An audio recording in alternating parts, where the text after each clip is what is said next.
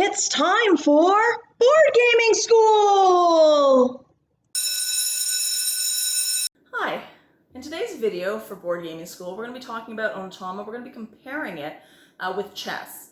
We're going to talk about the audiences, we'll talk about also the skills that you can learn, and I'm not going to do a gameplay for chess because, again, you can see many videos online regarding that. I will give you, however, a gameplay on Onitama. But before we get to that, let's talk about fun facts. So because we're talking about chess, I thought it would be fun to get some weird facts about chess. So did you know the word checkmate in chess comes from a Persian phrase, shamat, which means the king is dead, which clearly when you have a checkmate, the king is dead.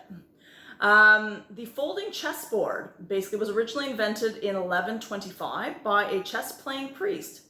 Now back then the church, I guess, forbade priests from playing chess, so he hid his chessboard by making one that simply looked like two books lying together. Sneaky guy. And then the third, did you know, is the second book ever printed in the English language was about chess. Cool. The game audience for Onitama as well as chess is very wide. Both of them can easily be started at an early age, maybe around 5 or 6, and obviously can continue up all the way up to seniors. Both games are for 2 players. Onitama is a much faster game than chess. I use it basically as a jumping board for my students who want to learn chess. Chess can be fairly complicated. There are so many different pieces. Each piece has a different movement that it can achieve. And then, of course, there's various rules on top of all of that. Onitama is very simple. Basically, you've got a much smaller game board. It's a 5 by 5 square. You are basically trying to get the master from one side to the other side or to destroy the master in very similar moves to chess, but you've got cards that actually dictate what moves you can actually make, as opposed to chess where, you know, depending on which piece you take, you're going to obviously have different moves that you can make.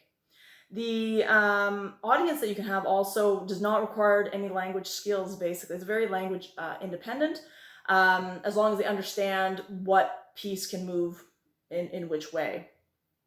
Also in Onitama, because the cards are language independent as well, they're either color-based or it's just basically blocks that you're actually seeing of what can be moved. All ages will be able to benefit from the skills that we'll discuss shortly. And actually, if you've seen a previous video of Suro, again, very similar skills and game audience as well for Suro if this video interests you. No obvious curricular connection that you can find, but again, a lot of learning skills that you're going to be able to have with playing Onitama as well as with playing chess. Because of the length of the game of chess versus Onitama, I would definitely use Onitama in a classroom. It's 15 minutes long approximately, if even that. The chess game obviously will be, can be about an hour. So depending on what kind of length you have for your class, you could be doing it over an entire class or over a 2-day period. Whereas Onitama, you play probably multiple times in a class. The problem is also, though, that because it is only 2 players, you're going to be playing, getting multiple games for your class if you all want them playing at the same time, unless, of course, they're rotating through. The skills that basically can be acquired through either chess or Onitama are many. Chess will actually involve a little bit more memory than Onitama because of the various pieces and how those pieces can be moved and the various rules that are associated with that game. The big one for both games is visualization. So basically, they've got to be able to see in their mind the position that is reached when certain actions are taken, without actually physically making them. So a lot of times people, will need to actually move it. They can't visualize in their mind, either spatially or visually what things will look like. And again, a lot of games you cannot necessarily do that, and chess and Onitama being one of those. They've got to be able to see clearly and accurately to be able to consider the implications of whatever it is that they choose to do. The next one basically is calculation. Calculation basically is understanding the consequences of the opponent's actions, as well as the consequences of their own actions. Very valuable skills, not only visualization and as well as calculation for the younger grades to be able to get more experience at, but also to perfect as they get older. Tactics is another one that's going to be used. Is basically you're trying to achieve an objective. So clearly you are trying to checkmate the king. The evaluation and analysis basically is the ability to be able to tell, are you in a better position depending on how you're moving a particular piece. And does it favor you or does it favor the opponent? Sometimes you need to sacrifice a piece in order to actually increase, I guess, your superiority on the board. The other thing with regards to visualization and prediction is that, at least with Onitama, because you have two cards that will allow you to show you what moves you could possibly make. Your opponent also has two cards on the table as well. So you know what two moves that your opponent can make as well. So based on looking at what you can do and what your opponent can do, you can come up with an actual decision of what you decide. So again, you have to make a prediction based on what they're going to do, but the prediction in Onitama is not that great because you have them laid out for you. There's not a whole lot. In chess, there's going to be a lot more prediction and visualization based on whatever I do. Can they move this piece? What will happen? If they move that piece, what will happen? So in the end, both have great value, and it's. I recommend both. I definitely recommend both. The kids love both. If they love Onitama, they will at some point want to try chess, and then most likely they'll love chess as well. So I've set up Onitama, which is kind of a very similar to chess, a very basic kind of version to chess.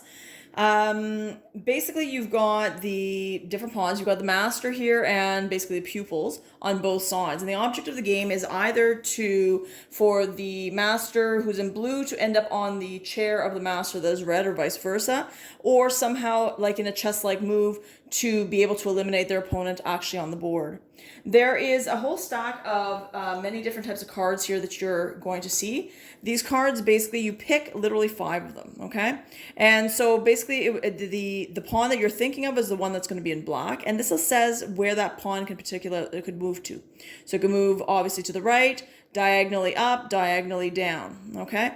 Each player basically has 2 cards, as you can see, and 2 cards over there, and then there is a spare, because as you choose which one you're going to use, so let's say, for example, in the first game, I want to choose this pawn. I'm right here.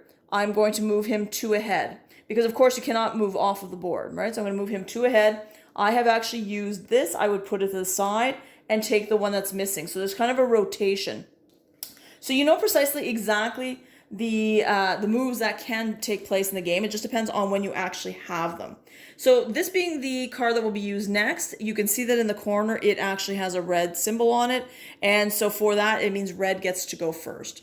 So let's take a look at both of red, okay? Both of what they've got here, all right? I'm going to put them upside down because, quite frankly, you guys will be looking at it in that manner as well, okay? So basically, what are we going to do? Let's take a pawn. Simple enough. We're going to do, how about we use this card here? We'll take this pawn and it will go diagonal, okay? So there we go. They've used that, they've put that card here. They are now going to take this card here, okay?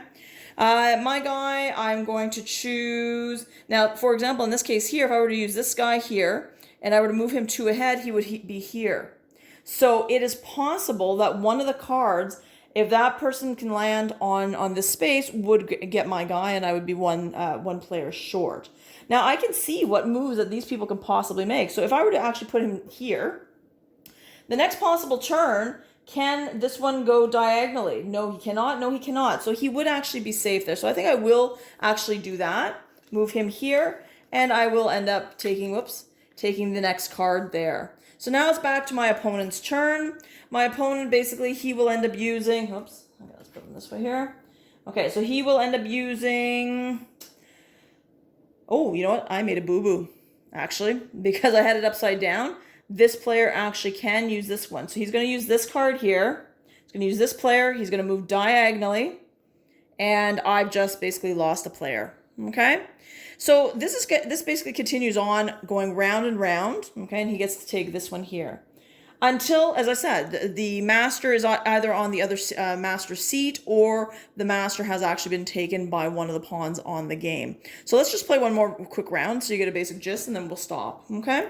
So in this case here, we've got, you know what? I'm going to use this card with this pawn here. I'm going to move him diagonally to there, all right? And then I'm going to take this one here.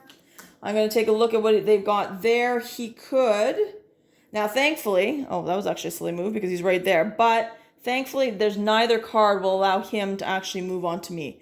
Okay, so there's a level of prediction that's required in this game, and an anticipation as well. And also, you're playing a little bit of cat and mouse to basically get to where you need to go. It's not a very long game. It's about 15 minutes. I've introduced to kids who play chess. They love this because it's a very quick version of playing something similar to chess. If you want to get a child interested in chess, I think this would be a really good game to start off with, because of the fact that it's very basic and simple. You don't have to worry about what does every single piece do, how can they move, how can they not move, because chess can be fairly complicated at the beginning, and I find that sometimes students are turned off by the complexity of chess, whereas this is very simple. So once they understand the mechanics of this game, going on to chess would not be as difficult.